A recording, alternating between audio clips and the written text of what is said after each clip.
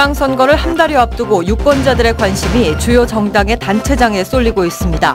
단체장과는 달리 상대적으로 잘 알려지지 않은 기초의원들도 군소정당과 무소속으로 본격적인 선거전에 뛰어들었습니다. 6.13 지방선거 자치단체장 예비후보를 만나는 데스크 인터뷰 시간. 오늘부터 모두 5차례에 걸쳐 순천시장 후보들을 만나봅니다. 첫 순서로 더불어민주당 허석 후보의 정책과 공약을 진단했습니다. 지난 주말 여수 거북선 축제에는 궂은 날씨에도 불구하고 34만여 명이 축제를 관람했습니다. 하지만 교통난과 소음 문제는 여전히 해결 과제로 남았습니다. 지난해 장미 대선을 통해 문재인 정부가 출범한 지 1년이 돼갑니다. 그동안 남북 화해와 5.18 민주항쟁 위상 변화로 대통령에 대한 긍정적인 평가는 호남에서만 90%가 넘습니다. 시청자 여러분 안녕하십니까? 여수 MBC 뉴스데스크입니다. 그동안 지방선거에 대한 시선이 주로 민주당 등 주요 정당의 단체장 경선에 쏠려왔는데요. 선거가 임박하면서 군소정당이나 무소속 후보들, 특히 풀뿌리 지방의원 후보들의 움직임이 본격화되고 있습니다. 박광수 기자가 후보들 만나봤습니다. 4년 전에 이어 또다시 무소속으로 선거전에 나선 송하진 여수시 의원. 정당으로부터 자유로운 시의원으로 남겠다는 스스로의 원칙을 지키기 위해 나홀로 선거를 다시 한번 선택했습니다. 특히 의정활동 과정에서 관계에 얽매일 수밖에 없었던 주요 정당 의원들을 보며 더욱 확신을 가졌다는 송 의원. 하지만 한계를 극복하기 위해 경쟁자보다 2배, 3배 뛰어야만 할 처지입니다.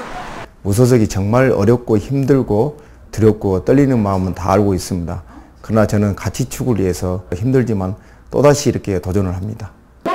뜨거웠던 재작년 순천의 촛불 시위를 주도했던 최미희 전 시의원. 진보정당 소속으로 4년 전 선거에서 낙선했지만 이번에도 당당히 진보를 내세우며 출사표를 던졌습니다. 앞으로도 지역 정치를 진보적 가치로 주도해 나가겠다는 의지로 시의원 후보로서는 드물게 선거자금 모금 펀드까지 출시하고 나섰습니다. 정치가 가장 필요로 한 사람들은 노동자, 농민, 사회적 약자들이고요. 그분들을 대변하는 진짜 정당은 저는 민중당이라고 생각합니다. 이번 지방선거에서 군소정당이나 무소속으로 선거운동에 뛰어든 지방의원 후보들은 전남 동부 지역만 모두 39명. 그러나 남북, 북미 정상회담 등 거대 이슈에 시선이 쏠린 상황이어서 앞으로 남은 한 달여간 표심을 비집고 들어가기가 더더욱 쉽지 않아 보입니다. 후보자들은 이제 중앙정치의 그늘에서 벗어나 건강한 지방자치를 다져야 한다고 말합니다. 다양한 정치 세력의 귀를 열어 진정한 지역 일꾼을 선택해달라는 호소입니다. MBC 뉴스 박광수입니다. 제46회 어버이날을 맞아 지역 곳곳에서 기념 행사가 열렸습니다. 오늘 여수시 노인복지관에서는 지역 어르신과 자원봉사자 등이 참석한 가운데 카네이션 달아드리기 행사와 축하 공연 등이 이어졌습니다. 순천과 광양 고흥에서도 복지관을 중심으로 위문 공연과 무료 급식 행사를 진행해 어버이에 대한 존경과 감사의 마음을 전했습니다. 어버이날을 맞아 고흥군수 선거 예비 후보들이 잇따라 관련 공약을 제시했습니다. 더불어민주당 공영민 예비 후보는 통합치매관리센터 구축과 노인 사회적 기업 지원 등 복지 혜택을 강화해 고령화 시대에 적극적으로 대응하겠다고 강조했습니다. 민주평화당 송기근 예비후보도 건강복지타운과 노인 일자리센터 등 복지시설 확대를 통해 장수 복지 고흥을 만드는 데 힘쓰겠다고 밝혔습니다. 전국에서 고령화 비율이 가장 높은 고흥에서는 60세 이상 유권자가 가장 많아 노인 대책이 지방선거의 화두가 되고 있습니다.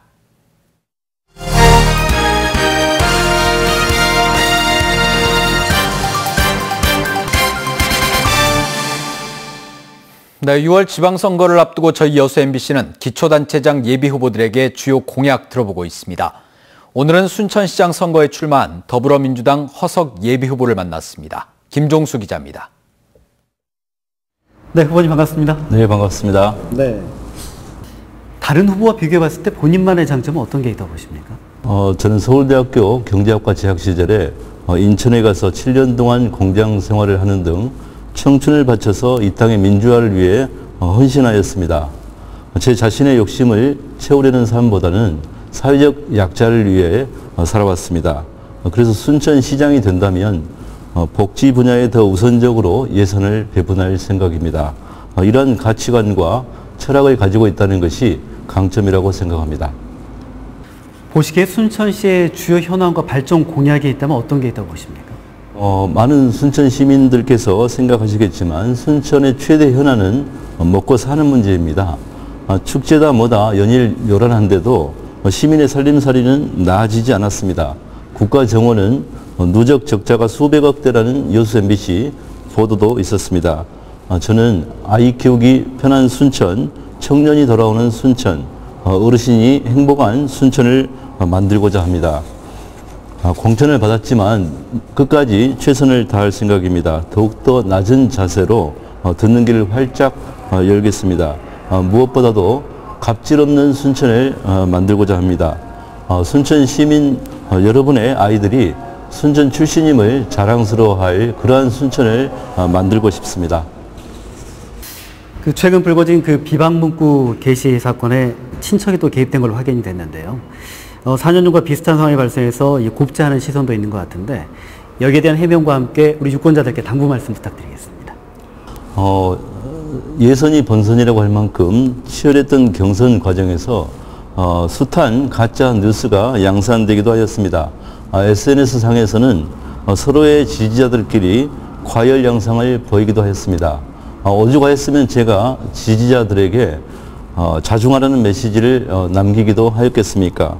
그런데도 도와주겠다는 마음이 앞서서 적절하지 않은 방법들이 동원되기도 하였다고 생각합니다.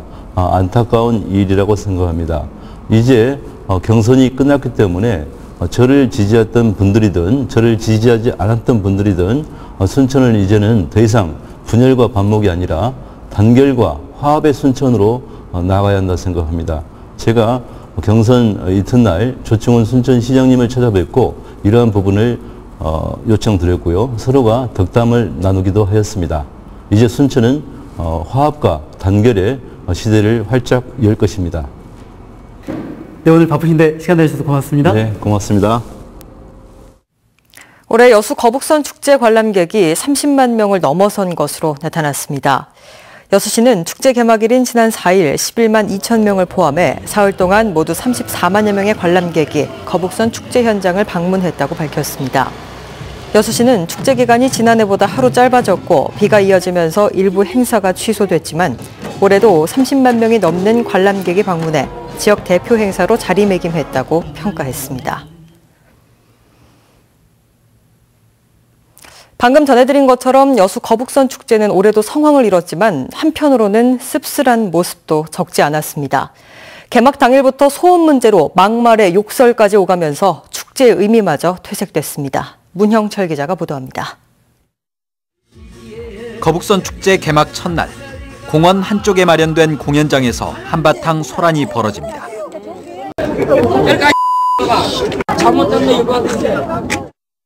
공연 소리가 시끄럽다며 항의하던 주민과 관람객들 사이에 말다툼이 벌어진 겁니다. 오늘 같은 날, 금요일 같은 날을 좀 즐겁게 좀 놔두지 왜 가로막냐 그 말이야. 옆에서 하셔. 아저씨 좀 옆에서 우리수 생각을 해줘야지. 양측 모두 감정이 격해지면서 결국 막말과 욕설까지 오갑니다. 이거 보려고 서울에서 왔다. 너무 싸가지 없네. 경찰이 출동하면서 상황은 마무리됐지만 주민들은 사전에 최소한의 양해도 없었고 대처도 부실했다며 분통을 터뜨렸습니다. 올해는 진짜 너무 행복하고 이게 집이 꽁꽁 울리는 사무분 현장 사무실 전화를 하라고 할게 그 전화를 안 받아. 그럼 나가 누구한테 하라고 그냥. 밤늦게까지 이어지는 소음과 함께 교통과 주차 문제 역시 이곳 축제장 인근에 거주하는 주민들이 매년 겪어야 하는 불편 중 하나입니다. 말도 못하죠. 차량들이 여기까지 다 장악을 하셔야 돼요. 그러니까 아예 이건 대리 공간이 없어요. 여수시와 행사 주관단체는 성공적인 축제를 위해 다양한 변화를 시도했다고 자평했지만 소음과 교통 문제, 미온적인 대처로 거북선 축제는 올해도 씁쓸함을 남겼습니다.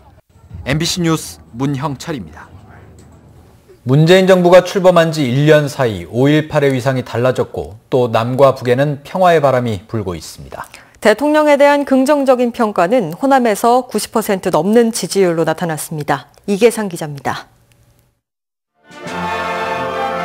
만여 명의 추모객이 함께한 5.18 민주화운동 37주년 기념식. 문재인 대통령은 임을 위한 행진곡을 재창곡으로 지정하고 현장에서 힘차게 노래를 불렀습니다.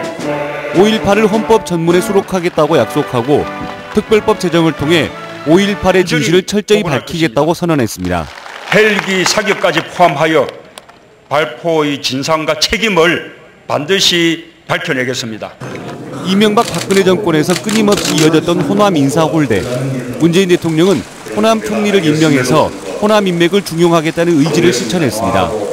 또 지방 분권을 실현하기 위해 자치 행정권과 입법권을 강화하도록 하고 대통령과 시도지사 협의체인 제2국무회의를 신설하는 내용을 개헌안에 담았습니다. 북한의 핵실험으로 금방이라도 전쟁이 터질 것 같던 남북 관계는 역사적인 대반전이 이루어졌습니다.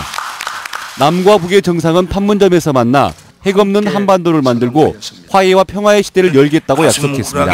엄청 빨리 이루어진 걸 보고 너무 기쁘고 더 빨리 평화가 이루어졌으면 좋겠습니다.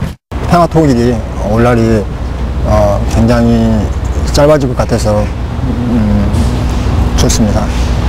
취임 1주년을 맞는 문재인 대통령의 지지율이 전국적으로 80%를 넘나들고 있는 가운데 호남인들은 무려 96%의 지지를 보내며 대통령 직무 수행에 대해 후한 점수를 주고 있습니다. MBC 뉴스 이계상입니다. 광양 임대아파트 입주민들이 임대주택법 개정을 촉구하고 나섰습니다. 광양시 중마동에 있는 한 임대아파트 입주민들은 최근 청와대 국민청원 게시판을 통해 해당 아파트를 인수한 한 업체가 임대주택법을 악용해 부당한 이득을 챙기려 한다며 법 개정과 보완을 요청했습니다. 입주민들은 해당 업체가 광양시의 권고에도 불구하고 우선 분양 조건을 자의적으로 해석해 우선 분양 전환을 약속받았던 주민 500명 가운데 절반가량이 부적격 판정을 받았다고 주장했습니다. 이에 대해 해당 업체는 현행 법조항에 따라 문제없이 절차를 진행했다는 의견을 밝혔습니다. 고흥군이 구 군청사 부지에 역사문화공원과 도심 기반시설을 대폭 확충하기로 했습니다. 고흥군은 오는 2020년까지 구 군청사 부지에 41억 원의 예산을 들여 역사문화공원을 조성하고 방문자 센터와 녹지, 주차공간 등 도심 기반시설을 확충할 계획입니다. 고흥군은 구 군청사 건물과 부지 활용 계획은 민선 7기 군전 방향과 연계되고 5개 부서의 업무가 중첩되는 만큼 합리적인 방향 설정을 위해 별도의 실무팀 구성을 검토하고 있습니다. 한국형 발사체 시험 발사를 앞두고 유영민 과학기술정보통신부 장관이 내일 차세대 우주 인재들과 함께 고흥 나로 우주센터를 방문합니다. 과학기술정보통신부는 오는 10월 시험 발사체 발사를 앞두고 전국 대학생 로켓 동아리 소속 대학생들과 로켓 경진대회 참가자 등 25명의 젊은 우주 인재를 우주센터로 초청해 한국형 발사체 개발 현장을 견학하고 우주 분야 창업의 애로사항과 미래 우주 정책에 대한 의견을 청취할 예정입니다. 현재 시험 발사체 비행 모델은 연소 시험과 총조립이 시작돼 오는 8월 말 총조립이 완료될 예정이며 시험 발사체 발사를 위한 발사대 개보수 공사도 마무리 단계입니다. 선거당국에 적발된 선거법 위반 행위가 지방선거에 변수가 되고 있습니다. 전남선거관리위원회에 따르면 현재까지 조치한 선거법 위반 행위가 120여 건에 이르고 있으며 이 가운데 23건의 경우 공천이 확정된 후보들과 연루돼 있습니다.